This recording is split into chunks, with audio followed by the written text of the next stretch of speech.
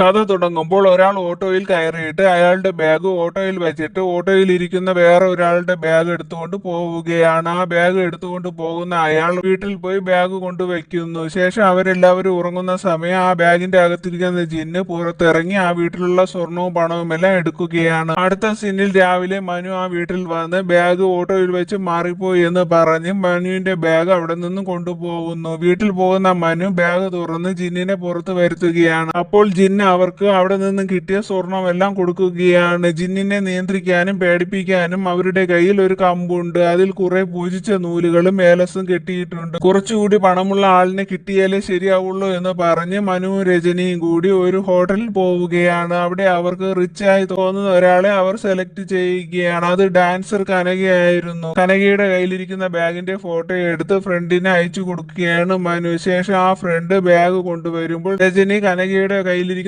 ബാഗിന് പകരം ജിന്നിരിക്കുന്ന ബാഗ് വയ്ക്കുകയാണ്. ഇതൊന്നും അറിയാതെ കനക ആ ബാഗുമായി അവിടെ നിന്നും പോവുകയാണ്. അടുത്ത സീനിൽ കനക നൃത്തം ചെയ്യുകയാണ്. ആ സമയം മനുവും രജനിയും വേഷം മാറി നൃത്തം കാണാൻ അവിടെ വരുന്നു. ഈ സമയം കനകയുടെ റൂമിലിരിക്കുന്ന ബാഗിൽ നിന്നും ലഫു പുറത്ത് വരുന്നു. ശേഷം നൃത്തം കഴിഞ്ഞ് റൂമിൽ വരുന്ന കനക ഫ്രഷ് ആകാൻ വേണ്ടി ഓർണമെന്റ്സ് ഊരി അവിടെ വെച്ചിട്ട് ഫ്രഷ് ആയതിനു ശേഷം ബുക്സ് വായിച്ച് കിടന്നുറങ്ങുകയാണ്. ആ സമയം അവിടെ വരുന്ന ലഫു ഓർണമെന്റ്സ് എടുക്കുന്ന സമയം കനകയെ കാണുകയാണ്. കനകയുടെ സൗന്ദര്യത്തിൽ മയങ്ങിപ്പോകുന്ന ലഫു കനകയുടെ അടുത്ത് പോകുമ്പോൾ കനകയുടെ ജിന്നായ സുറുമ അവിടെ വരുന്നു. അവർ രണ്ടുപേരും കനകയുടെ പേരും പറഞ്ഞ് വഴക്കു കൂടുകയും വാക്കുതർക്കം ഉണ്ടാകുകയും അവസാനം ഫൈറ്റും നടക്കുകയാണ്. ശക്തിശാലിയായ ലഫു സുറുമയെ കനകയുടെ ബാഗിന്റെ അകത്താക്കുന്നു. അടുത്ത സീനിൽ രാവിലെ മനുവും രജനിയും ബാഗ് മാറിപ്പോയി എന്ന് പറയാൻ കനകയുടെ അടുത്ത് വരുന്നു. കനകയുടെ കൂട്ടുകാരി നസീബ കനകയുടെ റൂമിലുണ്ടായിരുന്ന ബാഗ് എടുത്ത് മനുവിന് കൊടുക്കുമ്പോൾ അവർ രണ്ടുപേരും അവിടെ നിന്നും പോകുന്നു. ശേഷം റൂമിൽ വരുന്ന കനക ലഫുവിനെ കാണുകയാണ്. ലഫു കനകയോട് തന്റെ ഇഷ്ടം തുറന്നു പറയുകയാണ്. അപ്പോൾ അവിടെ വരുന്ന നസീബ കനകയോട് ജിന്നുമായുള്ള ബന്ധം നല്ലതല്ല എന്നൊക്കെ പറയുകയാണ്. അത് കേൾക്കുന്ന കനക